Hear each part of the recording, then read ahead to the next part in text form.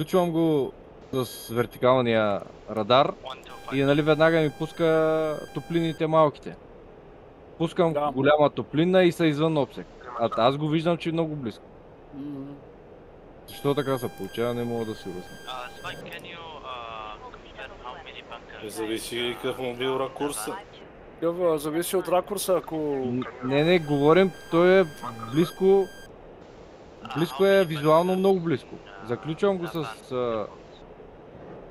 с вертикалния и той автоматически нали, ми включва малките ракети. Да, 70 ракети. Включвам големите и са извън обхват.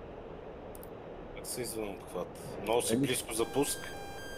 Не. Все едно самолета е далеч. А аз го виждам... На какво разстояние си бил? Примерно 6-7 км на ръба на... Еми, ако ти бяга, няма да имаш обсек за... Абе не бе, Тани. На ръба на малките ракети. Разбира се? На ръба на малките. Като пуснеш голема и ти нямаш пуск, нали? И нямам пак пуск, да. Да, правят го тия. Тежките Аз съм правят. пускал така, нали, игнорирам пуска. Защото е по-близо, защото е много близо за това. За тях е близо. Не, той иска да кажа, че не му дава пуск разрешен. Не, че не ми дава. Показва ми, че съм извън обсек, а аз съм твърде близко до него. Ето го Харира. Майка ти да ми Харир дева. Изгуби го.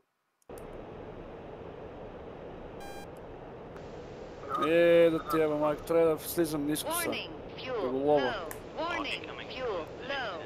Тук се появи за една бройка се появи Харир. О! Ще му бият. Не, тук има такова.